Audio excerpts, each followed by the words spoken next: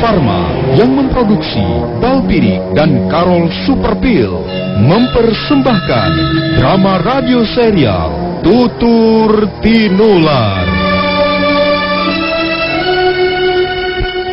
Tutur Tinular, sebuah sandiwara radio serial dengan latar belakang sejarah runtuhnya Singasari dan berdirinya Kerajaan Majapahit.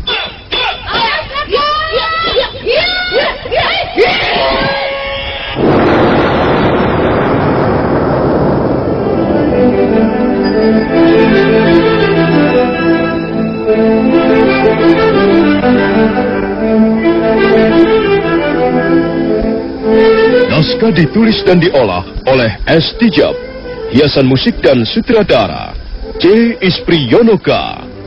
Kali ini mengetengahkan episode ke-18 dengan judul Dendam Lama dari Kurawan.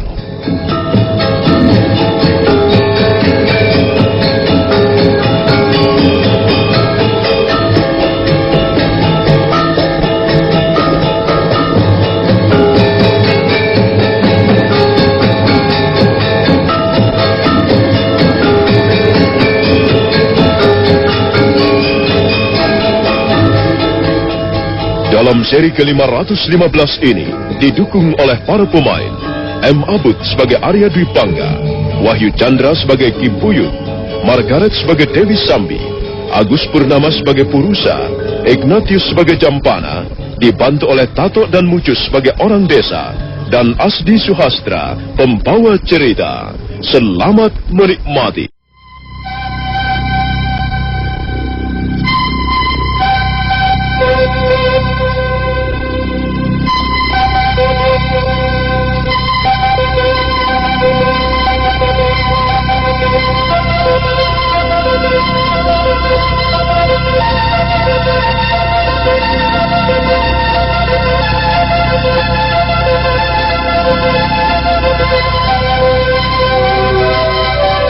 Pendekar syair berdarah baru saja akan beranjak pergi ketika telinganya menangkap desingan angin kencang. Dia buru-buru menarik kembali kakinya. Sebuah senjata tajam terbang melesat menyerempet pundaknya sebelah kiri. Pendekar aneh itu kembali membalikkan punggungnya, dan dia tersenyum dengan dingin sekali. Dia menatap ke arah kerumunan orang-orang desa Kurawan di depannya. Berani sekali orang itu melakukannya. Tapi aku akan mengampuni kesalahannya jika dia mau melangkah ke depan dan berlutut di depanku. Sebenarnya aku tidak mau berlaku kasar kepada orang-orang desa Kurawan, dan jangan memaksa aku untuk melakukan kekerasan. Kurang ajar. Dia telah menghina kita. Dia telah merendahkan kita. Ayo anak-anak, keroyok orang itu. Siapapun dia, kita tidak perlu takut. Keroyok dia. Tangkap dia, kalau melawan bunuh saja.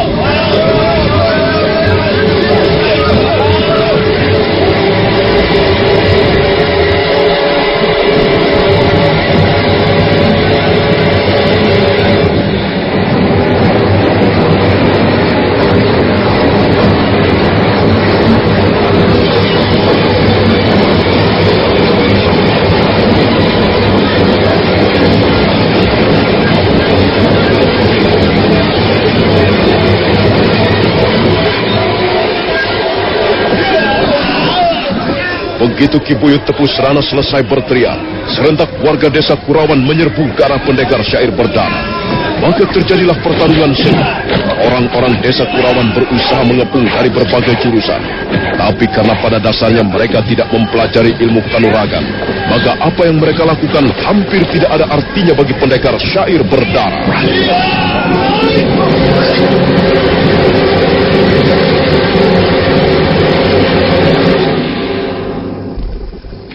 Hentikan Ki Buyut, hentikan orang-orangmu, sebab kalau tidak akan terjadi banjir darah di tempat ini. Kau tidak perlu menggertak kami. Lebih baik kami mati daripada harus dihina seperti ini. Orang-orang Kurawan bukanlah orang-orang pengecut. Kami harus membela kehormatan dan martabat desa kami. Jangan bodoh Ki Buyut, dan jangan berlaku sombong di depanku.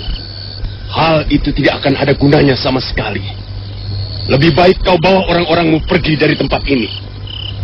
Kalian tidak perlu takut, sebab aku tidak akan mengganggu kalian. Dan kalian harus merasa bersyukur karena menjadi warga desa Kurawan. Aku berhutang budi pada desa ini. Itulah sebabnya aku tidak akan membunuh seorang pun di antara kalian kalau tidak terpaksa. Jangan dengarkan kata-katanya, anak-anak. Ayo, serang lagi. Ayo, sergap orang itu. Sabunkan pedangmu. Ya, robong. Ya, ayo.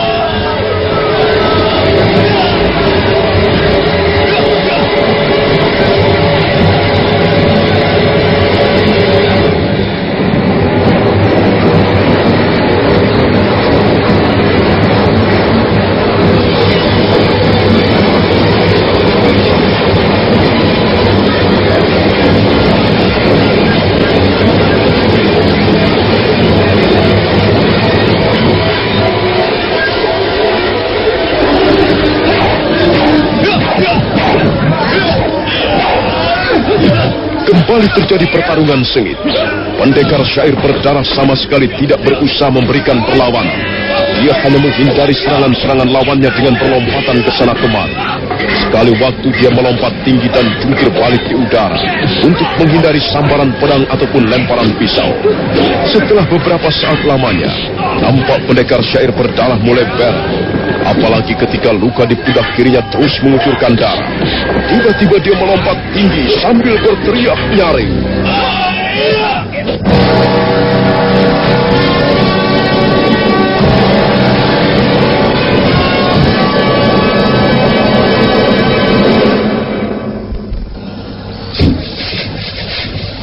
Baik, kalian telah memaksa.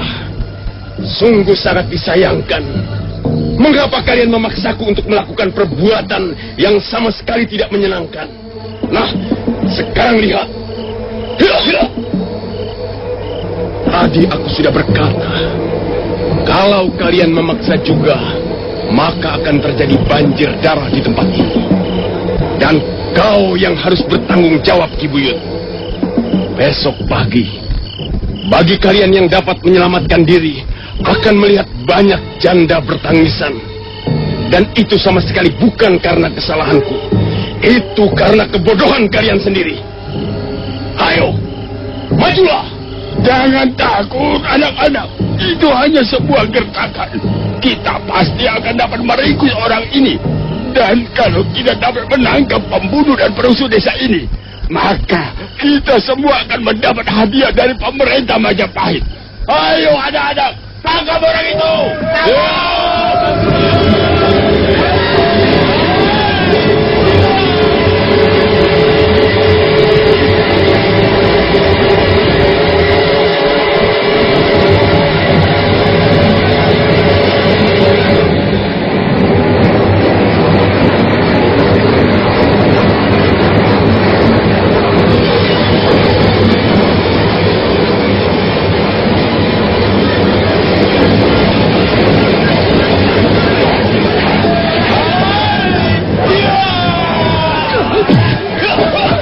Delapan orang warga desa Kurawan segera menyergap pendekar syair berdarah. Sementara yang lain menunggu kesempatan untuk membabatkan senjatanya. Ki Buyut Tepu Serana sendiri tidak mau tinggal diam. Dia berusaha mencuri kelengahan lawannya. Tapi apa yang kemudian disaksikannya adalah suatu peristiwa yang sama sekali tidak masuk akal di mata seorang warga desa biasa. Pendekar syair berdarah bergerak dengan cepat sekali. Dua bilah pedang kembarnya mendesing ke kiri dan ke kanan. Dan dalam waktu singkat, dia sudah berhasil merobohkan beberapa orang warga desa. Ki Buyut Tepu Serana terkejut melihat beberapa orang warga desanya menggelepar bersimbah darah. Hatinya menjadi kecut. Tapi pendekar syair berdarah terus mengamuk dengan hebat. Dan korban berikutnya pun segera berjatuhan.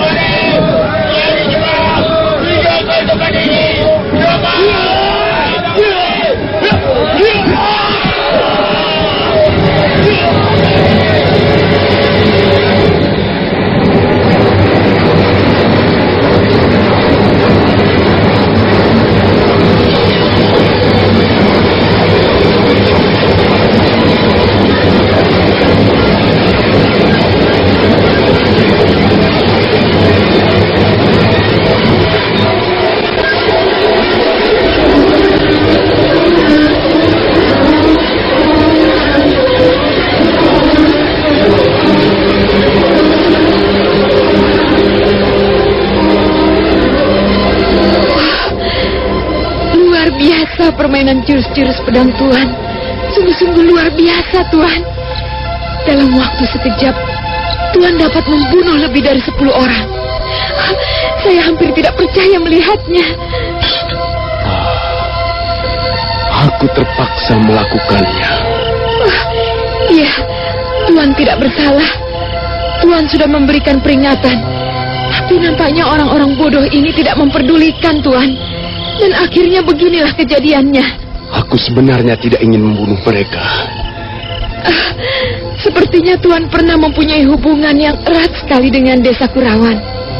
Hal itukah yang membuat Tuan tidak sampai hati membunuh mereka? Aku dilahirkan di desa ini. Kalau begitu, pantas sekali. Pantas Tuan tidak sampai hati membunuh warga dari sebuah desa di mana Tuan pernah dilahirkan. Rupanya saya keliru menilai Tuan. Rupanya Tuan juga mempunyai perasaan kemanusiaan yang cukup halus. Tidak. Itu bukan karena rasa kemanusiaan. Selama ini rasa kemanusiaanku telah mati di dalam pengembaraan yang panjang. Kalau aku sampai melakukannya, sama sekali bukan karena aku kasihan kepada warga desa Kurawan. Aku hanya ingin menghormati tempat ini. Itu saja. Iya. Sekarang apa rencana Tuan? Aku tidak pernah mempunyai rencana apa-apa. Sekarang ini, aku hanya ingin mencari seseorang. Siapakah orang itu? Barangkali saya dapat membantu? Aku tidak akan mengatakan kepadamu, juga kepada siapapun. Mengapa Tuan harus merahasiakannya? Itu bukan urusanmu. Akan kuburu kau bagai anjing liar. Akan kubongkar gunung-gunung karang dan kusibahkan semak-semak rimbun sambil menggenggam 2 bilah pedang. Tak ada lagi tempat persembunyian bagimu. Tak bisa lagi kau menghindari pandangan mataku. Lebih baik menyerah dan berteguk lutut. Lalu kau menjadi korban terakhir. Korban api dendam lama dari Kurawan. Tuan, tunggu. Tunggu, Tuan.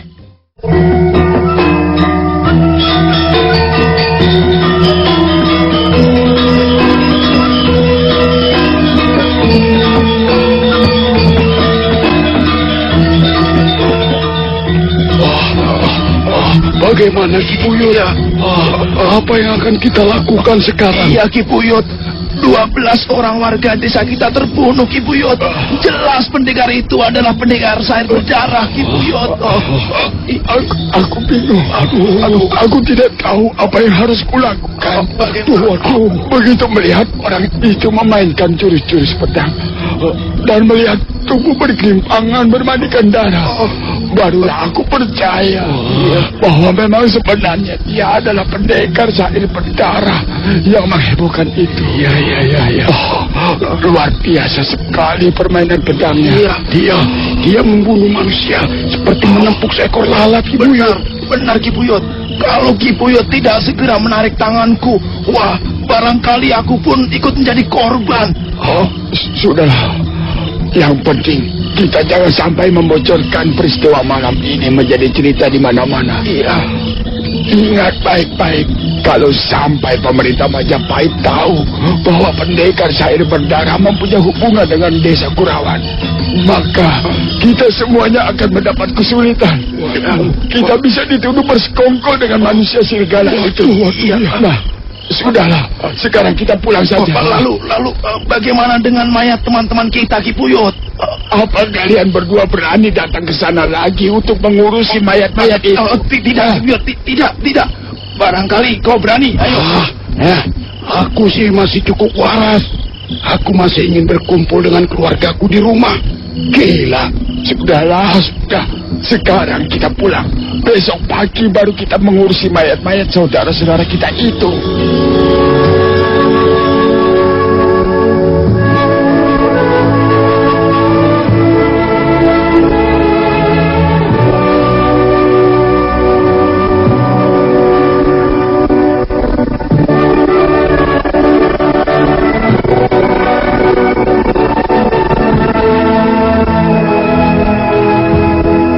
Maka demikianlah, Ki Buyut Tepus Serana mengajak orang-orangnya kembali ke rumahnya masing-masing. Sebentar kemudian desa Kurawan kembali tercekam oleh kesunyian.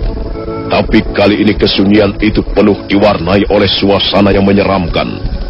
Barangkali mereka tidak sabar lagi menunggu fajar pagi tiba untuk mengurusi mayat-mayat teman-temannya.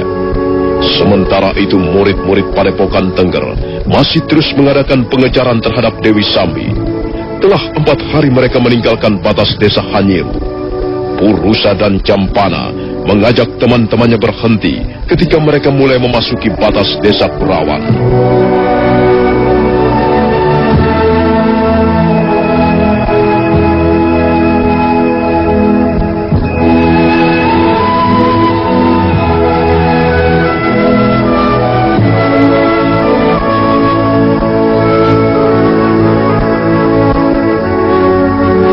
Menurut orang tadi, sekarang kita sudah tiba di perbatasan desa Kurawan. Ya, kita tidak boleh putus asa, Kakang Purusa.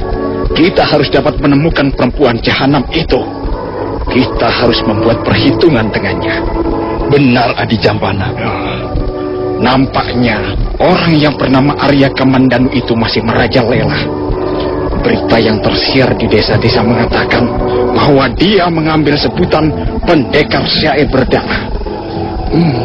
Sombong sekali orang itu. Sombong dan kejam. Apa maunya membunuh orang-orang yang tidak bersalah? Kukira dia hanya ingin menunjukkan betapa hebat ilmunya. Kalau saja dia bertemu dengan guru, dalam 3 gebrakan, guru pasti sudah dapat membuatnya bertekuk lutut. Tidak usah guru yang harus turun tangan. Kita murid-muridnya pun tidak boleh gentar menghadapinya. Pokoknya dia sudah berhutang nyawa pada Padepokan Tengger. Dan untuk itu, dia harus membayar dengan nyawanya kepada kita. Bagaimana sekarang? Kita lanjutkan perjalanan. Ya, sebaiknya begitu. Kita bisa istirahat sejenak di desa Kurawan. Lihat. Bukankah dia wanita jahanam yang kita cari-cari? Hai! Berhenti! Berhenti! Hei, jangan lari! Jangan lari, kau wanita jahanam!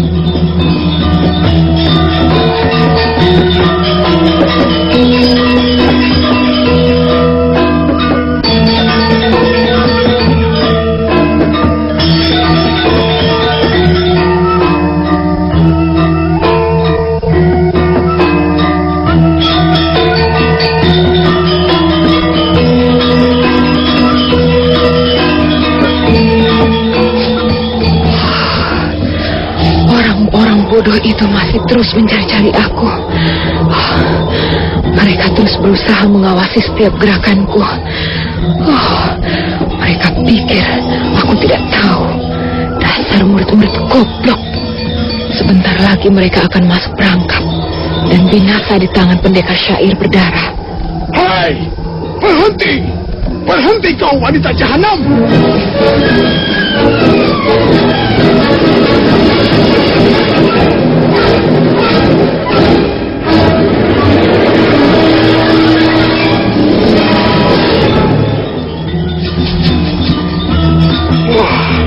Dia hilang lagi.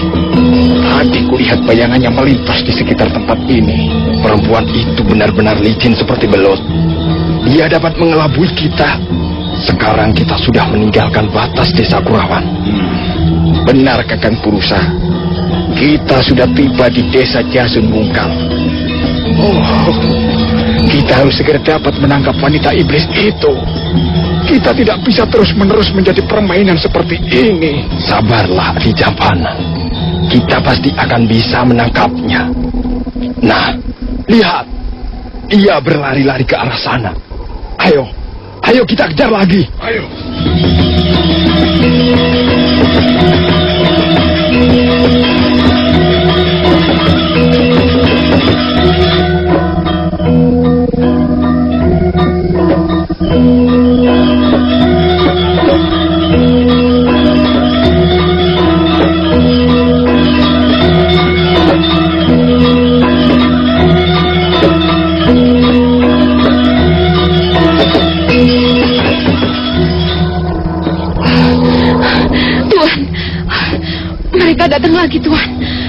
mereka masih terus mengejar saya. Tolonglah Tuhan, tolonglah saya Tuhan. Kau masih juga mengikuti aku. Saya sangat mengharapkan pertolongan Tuhan. Siapa lagi yang akan menolong saya kalau bukan Tuhan? Saya memang mempunyai sedikit ilmu kanuragan, Tuhan. Tapi saya tidak akan sanggup mengalahkan mereka. Jumlah mereka sangat banyak. Dan mereka semuanya membawa senjata tajam, Tuhan. Diamlah. Jangan mengganggu aku lagi, Dewi Sambi. Tuhan ini kejam sekali. Tuhan benar-benar manusia yang tidak mempunyai hati. Tuhan, lihat Tuhan, lihat. Mereka datang kemari Tuhan. Tolonglah saya Tuhan.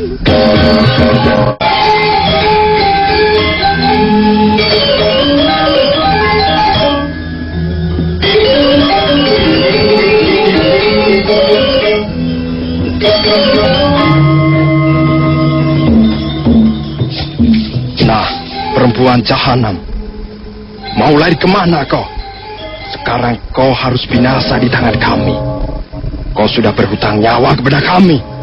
Oh Tuhan, tolonglah saya. Lihatlah, mereka akan membunuh saya. Kau tidak perlu merengek-rengek minta bantuan kepada orang lain, Dewi Sambi. Ya, tidak akan ada seorang pun sudi menolong wanita iblis seperti dirimu. Tuhan, sampai hatikah Tuhan membiarkan saya menghadapi orang-orang itu sendirian? Tuhan, tolonglah saya. Tolonglah saya. Cabutlah pedang kembarmu itu, Tuhan. Dan babatlah mereka semuanya, Tuhan. Bunuhlah mereka semuanya. Mereka orang-orang jahat. Mereka hanya berani berhadapan dengan wanita, Tuhan. Adi Jambana, tunggu apa lagi?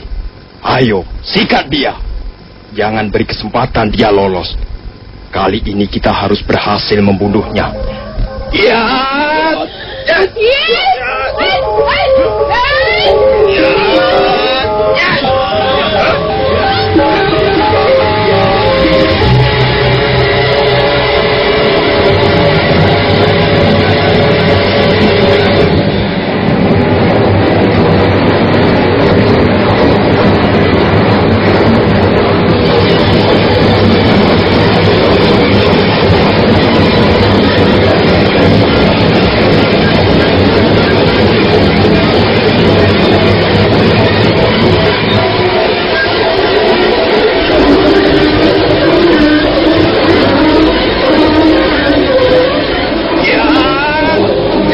Jampana dan Pulusa berikut teman-temannya segera menyergap Dewi Sambi.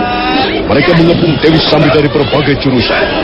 Dewi Sambi terpaksa melayani mereka sambil sekali waktu mengirimkan pukulan balasan. Dia sengaja untuk tidak bertarung dengan sungguh-sungguh. Dia ingin memancing rasa iba dari pendekar syair berdarah agar mau turun tangan menolong.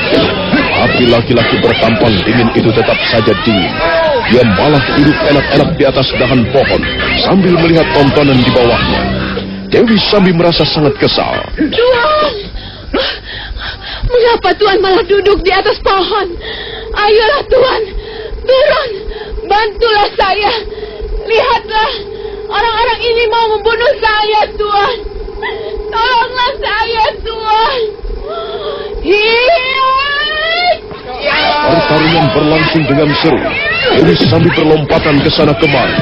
Jampana dan Pulusa terus memburu. Tapi mendadak pendekar bertampang dingin melompat dari dahan pohon. Dan pada saat yang hampir bersamaan, dua orang murid padepokan Tengger roboh sambil mengerang kesakitan.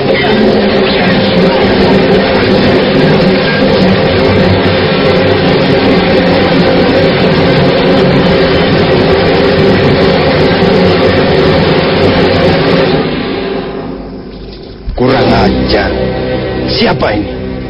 Mengapa turut campur urusan kami? Mungkin dia masih saudara iblis betina itu, Kakang.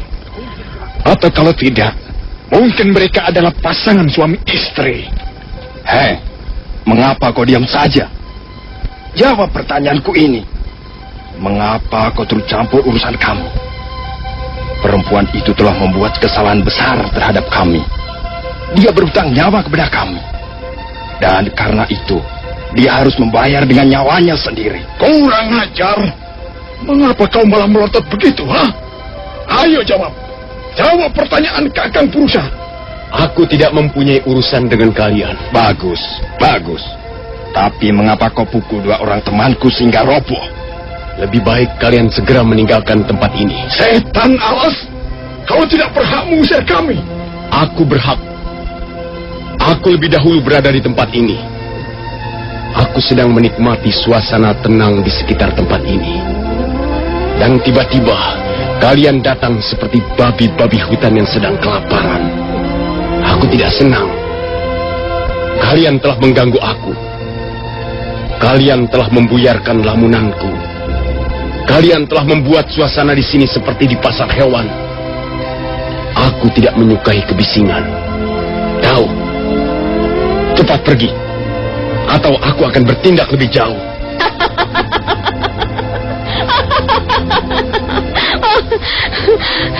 Kalian dengar apa yang baru saja dikatakannya? Mengapa kalian masih juga berdiri di situ? Kalau kalian tidak segera pergi, maka kalian akan segera menyusul teman-teman kalian yang sudah binasa lebih dahulu. Tunggu Kakang Purusa. Jangan bertindak dahulu. Hai pendekar Sinting, mengapa kau menghalang-halangi kami? Kami bermaksud menangkap wanita jahanam itu. Nah, tangkap saja. Aku tidak akan menghalang-halangi kalian. Aku hanya tidak senang kalian membuat ribut di sini. Kalau begitu, kami minta maaf. Kami telah mengganggumu. Baiklah, kami tidak akan membuat keributan lagi. Sekarang pergilah. Kami akan menangkap perempuan itu. Apa? Pergi. Jadi kalian berani mengusir aku? Kalian telah membuat suasana di tempat ini menjadi ribut, dan sekarang kalian berani mengusir aku? Bukan mengusir. Kami hanya menangkap perempuan itu. Dan kalau dia terus-menerus mengadakan perlawanan, tentu saja kami terpaksa mengeroyoknya. Nah, kalau begitu tangkap saja. Keroyok saja dia. Asal jangan sampai terjadi keributan. Aku mau istirahat. Kurang ajar. Dia menghina kita, Kakang. Laki-laki itu telah menghina kita. Benar, Adi Jambana. Dia bermaksud mempermainkan kita. Mungkin dia merasa lebih unggul dari kita. Kurang ajar. Kalian persis tikus-tikus comberan. Bagaimana orang-orang seperti kalian mau membunuh Arya Kamandanu? Begitu mendengar Dewi Sambi menyebut Arya Kamandanu, tiba-tiba pendekar syair berdarah tersentak. Dia membalikkan punggungnya perlahan-lahan. Matanya menatap tajam bagaikan burung elang. Murid-murid padepokan Tengger menjadi gelisah sesaat lamanya. Sementara pendekar syair berdarah terus mengawasinya, sambil meraba kedua belah pedang yang terselip di pinggangnya. Apa yang kau katakan, Dewi Sambi? Orang-orang itu mencari Arya Kamandanu. Benar, Tuan. Mereka bermaksud membunuh Arya Kamandanu. Apa benar begitu? Apa benar kalian bermaksud membunuh Arya Kamandanu? Ya, benar. Tapi sebelum membunuh Arya Kamandanu, kami akan lebih dahulu membereskan perempuan jahanam itu. Kalau begitu aku terpaksa berurusan dengan kalian. Kami tidak peduli. Siapapun orangnya yang bermaksud menghalang-halangi kami, maka kami akan terabas. Kami akan terjang. Ketahuilah, nyawa orang yang bernama Arya Kamandanu sangatlah mahal. Dia ibarat seekor burung merak dengan bulu-bulu emas. Apakah kalian akan mampu membayarnya? Apa pedulimu? Kami sanggup membeli nyawa Kamandanu dengan darah kami. Kukira darah kalian terlalu murah harganya. Jika dikumpulkan darah kalian, tidak akan bisa untuk membeli nyawa Arya Kamandanu. Mungkin kalian harus belajar beberapa tahun lagi sebelum merasa pantas untuk berhadapan dengan Arya Kamandanu. Persetan, mungkin kau tidak tahu siapa kami. Kami adalah murid-murid dari Padepokan Tengger. Kami adalah murid Wong Agung. Kami adalah murid Guru Jana Mahadwija. Kalau begitu Wong Agung, guru kalian telah bertindak ceroboh. Mengapa murid-murid seperti kalian, murid-murid yang masih ingusan, yang belum paham tata cara ilmu perkelahian sudah diizinkan turun gunung. Benar, guru kalian itu sudah bertindak gegabah. Dia bukan guru yang bijaksana. Kau tidak perlu. Tutup mulutmu. Kalian tidak perlu lagi bicara. Purusa tidak lagi meneruskan kata-katanya, dan semua terdiam. Suara laki-laki bertampang dingin itu menggelegar bagaikan guntur di siang hari. Suara itu terdengar sangat menyakitkan gendang telinga. Suara yang bernada ancaman, penuh diwarnai kekejaman. Dengar baik-baik. Kalau kalian masih tetap berniat ingin membunuh Arya Kamandanu, lebih dulu kalian harus dapat membunuh pendekar syair berdarah.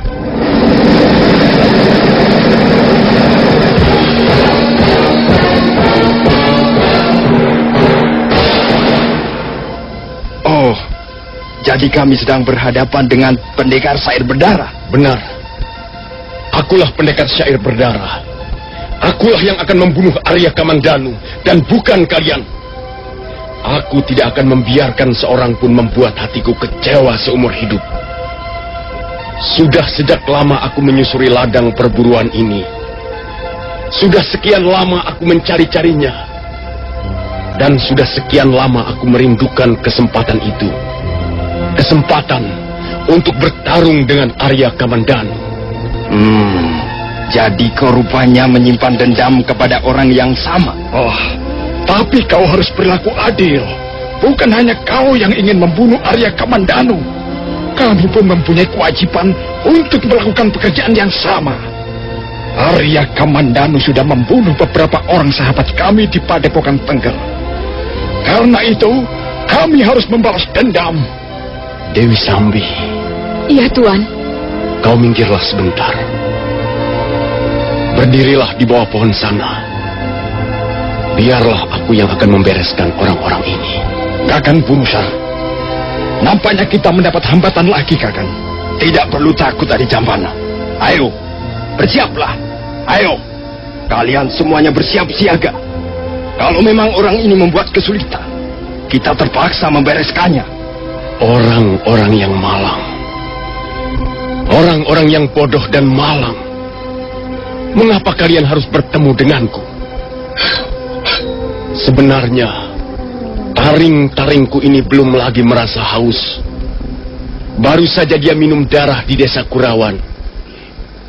Tapi kalian telah memaksaku. Apa boleh buat? Barangkali aku terpaksa membunuh kalian semuanya. Sombong sekali kau. Bukan hanya kau yang berani sesumbar setinggi gunung, setinggi lautan. Kami murid-murid Padepokan Tengger tidak akan gentar menghadapi bahaya maut. Apakah tidak kalian dengar semilir angin maut meraba punggungmu? Kepak burung gagak mengisyaratkan kematian, dan bisikan Yamadipati sang pewarta ajal. Berlututlah dan kenang segala yang baik sebelum darah membasahi bumi. Sebelum semesta alam porak-poranda dan matahari padam sirna, tinggal sekejap lagi napas mengisi rongga dada. Iya, iya.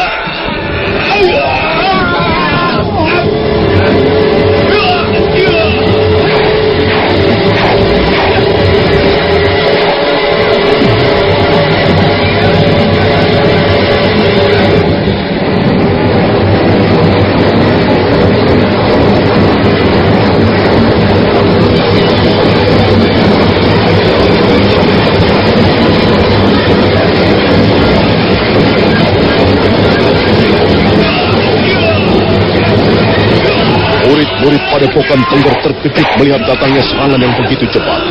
Pendekar bertampang dingin menyergap bagaikan orang kalah. Bunyi pedangnya berdesingan menimbulkan rasa sakit di ulu hati. Dalam waktu yang tidak terlalu lama, 5 orang murid Padepokan Tengger sudah dibuat roboh bersimbah darah. Jampana dan Purusa menjadi gugur. Tapi mereka tidak bisa berbuat apa-apa selain berusaha mempertahankan diri. Sementara pendekar bertampang dingin terus membunuh mereka. Diam-diam Dewi Sambi tersenyum dalam hati. Ia sangat mengagumi keterampilan dan kecepatan permainan pedang pendekar bertampang. Wanita pendekar itu duduk di atas akar pohon sambil terus mengawasi jalannya pertarungan. Tunggu! Hentikan!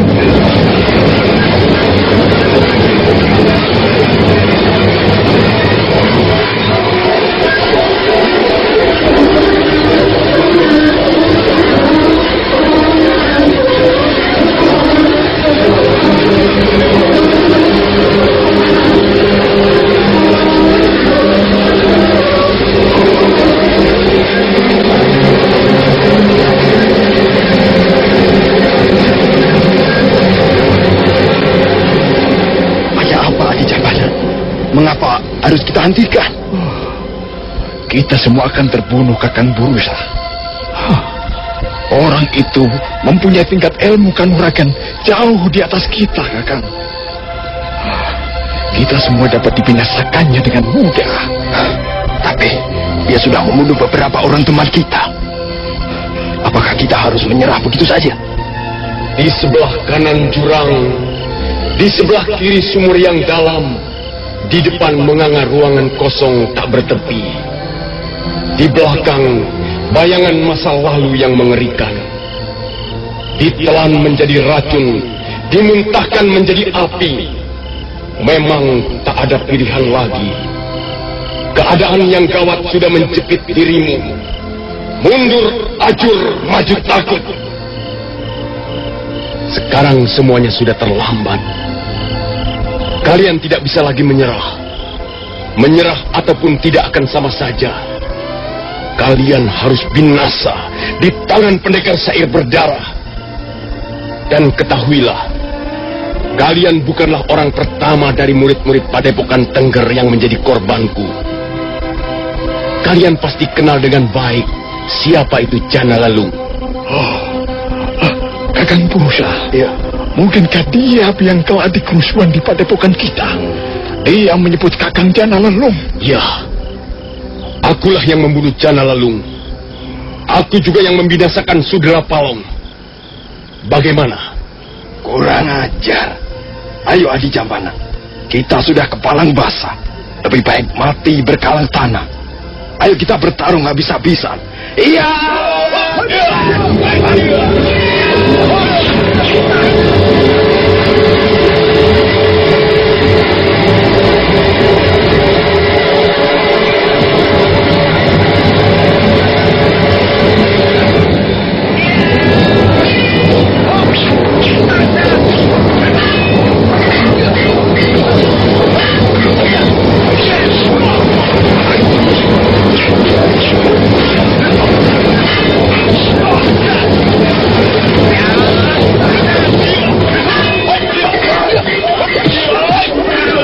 Kembali terjadi pertarungan sengit. Kali ini murid-murid Padepokan Tengger bertarung habis-habisan.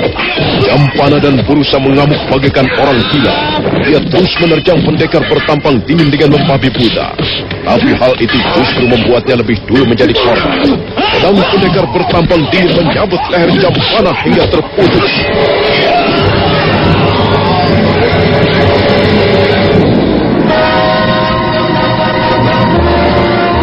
Nah, saudara pendengar, bagaimanakah kisah selanjutnya? Ikutilah terus drama radio serial Tutur Tinular.